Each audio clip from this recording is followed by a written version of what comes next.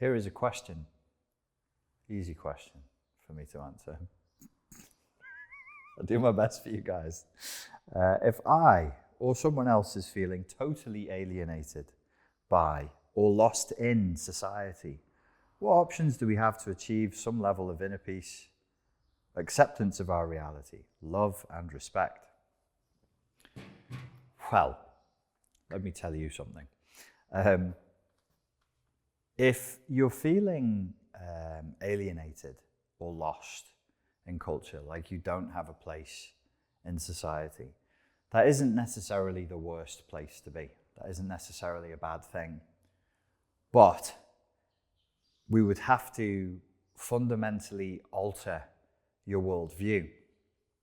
Now, I would say that we would do this philosophically, but the levels that you have to go through to alter the worldview philosophically on this one may as well be spiritual.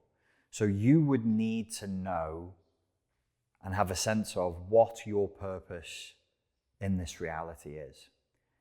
Is it to fit in? Is it to conform? Is it to climb a pre-designed dominance hierarchy that you had no say in creating and that you didn't consent to? You were just born to it, and that's that. What is the purpose of your life? There's a good video from the Academy of Ideas on YouTube called Kierkegaard and the Value of Despair, in which the idea is put forward that despair and a sense of being out of place is not a bad thing, but it's a sign that you're trying to be authentic. So, do you think you're a fully formed person as you are? People like Jung, Kierkegaard, and Nietzsche would have said, no, you are not fully formed. You can't be. Nobody is born with no more work needing to be done. We're born into culture. We're born into civilization. So you're born authentic. You're then civilized so that you can meet people in a common space. Nothing wrong with that.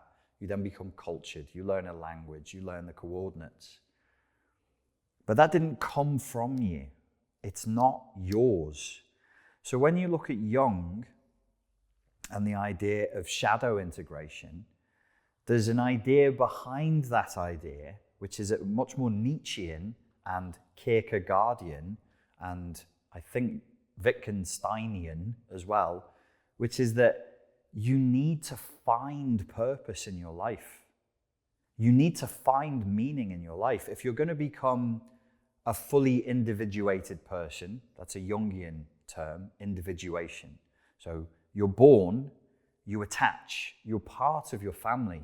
You're physically born as part of your mother.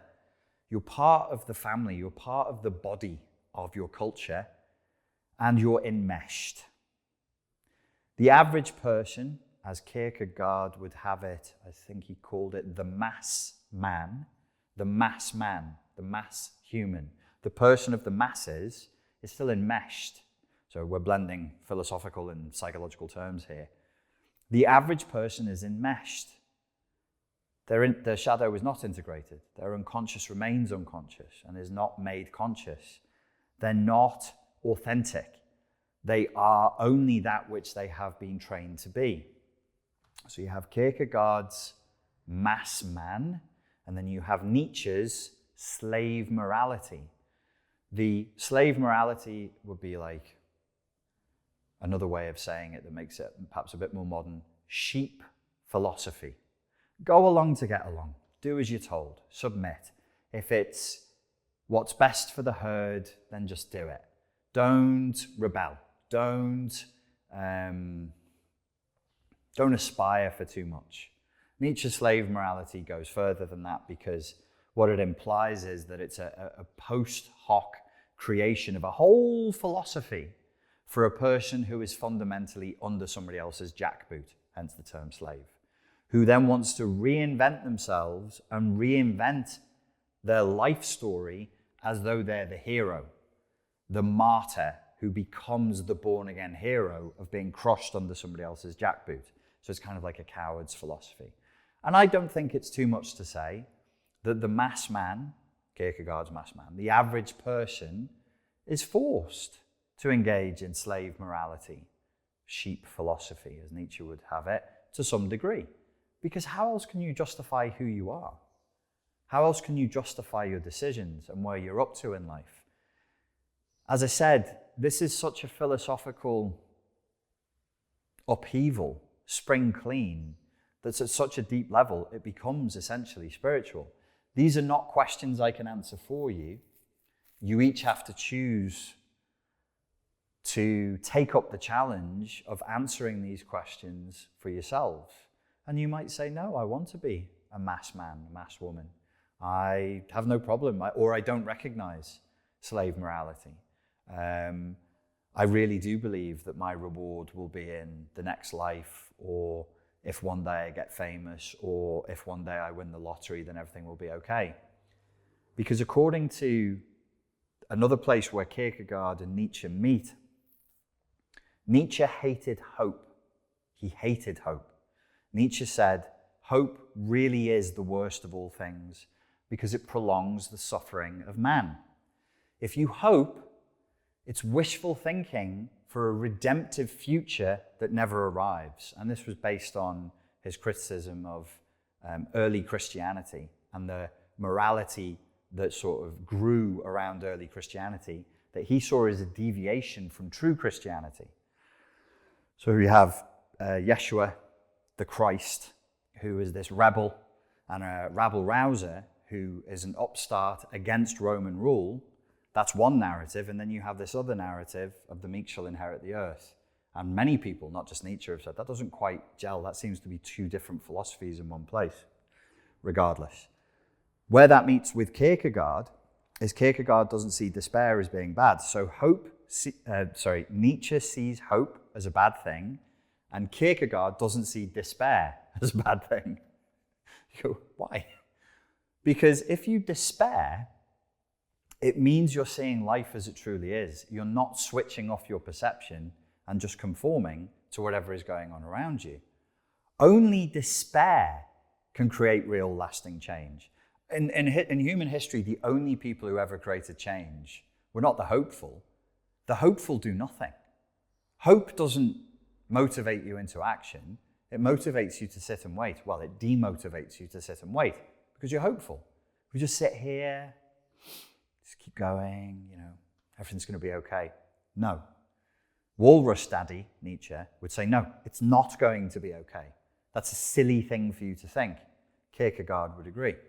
If you despair, then you get up and you do something. You're like, there is no hope left. This is a desperate and awful situation. I must do something. I must make big changes, either to my culture, my society, myself, whatever it is. So if you came with me on that little philosophical, psychological journey, and you agreed with 90% of it, say, and you're like, okay, it sounds a bit dark, but that kind of makes sense to me. It would mean that it's not a bad thing that you don't fit in. Who wants to fit in with this insanity? Who wants to fit in with this utter garbage, nonsense? Late stage consumer capitalism that's morphing into a medical tyranny, a kind of soft communism for the peasantry, that's me and you, in case you were confused, we're the peasants, we're the lumpen proletariat, but a hardcore oligarchy, nepotist, elitist, cronyist capitalism for, people call them the 1%, they're not 1%, they're not even 0.001%. It wouldn't be a pyramid, it wouldn't be the Illuminati period, it would just be, it would look like an upside down thumbtack with a big gap in the middle. This is the base, peasants, me and you, and then a tiny, tiny little elite, technocratic elite at the top. You despair? Good. That fucking sucks. I despair too, it stinks. People are like, oh no, this is cool. Netflix is good, Amazon Prime is good, Uber Eats is good. I'm flattening the curve. I'm staying at home and getting chubby. Yeah, I don't really see myself fitting into that either. So you don't need to feel bad about that. Realize as well that some of the greatest minds in history, the greatest philosophers that ever lived, also wrestled with these problems in their time in different ways and for different reasons, according to different historical pressures, but it's always the same thing. I studied English literature, and they taught us that the essence of drama, all dramatic stories, is the individual against society. All stories are the one against the many. And these are the only stories that make sense. These are the only stories that matter. These are the only stories that we care about in our core. We don't look at stories of conformity because it doesn't resonate with us. It's not human to us. So I'll just reread your question again, and then I'll check in with myself and see if I actually answered it. Because sometimes I just go off. Do you know what I mean? If I or someone else is feeling totally alienated, many people do, by or lost in society, what options do we have to achieve some level of inner peace, acceptance of our reality? The inner peace comes from knowing that you're not wrong by being out of place, and the acceptance would be through philosophy. Maybe we should all read a bit of Kierkegaard, a bit of Nietzsche, a bit of Wittgenstein, and just say, okay, a bit of Jung, and say, okay, what are we doing? What's the point? Are we here to conform? Is that what created culture? All the good things that we have in life, the fact that we have laws, the fact that we have civilization, the fact that we have technology itself, the fact that we have medicine, was that created by people being passive and hopeful and conforming?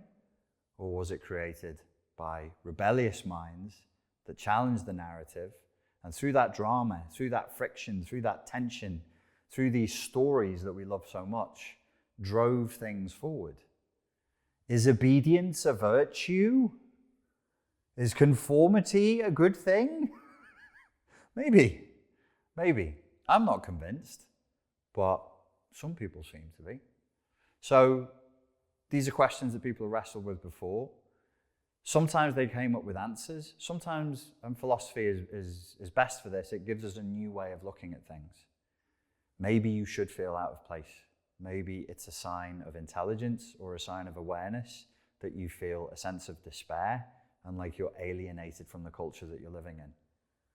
Was it Krishnamurti that said it's no sign of sanity to be well adjusted to a completely insane culture? He said something like that, and I think he was right. Ladies and gentlemen, thank you very much for your time and for your attention, and I look forward to speaking to you again very soon. Thank you.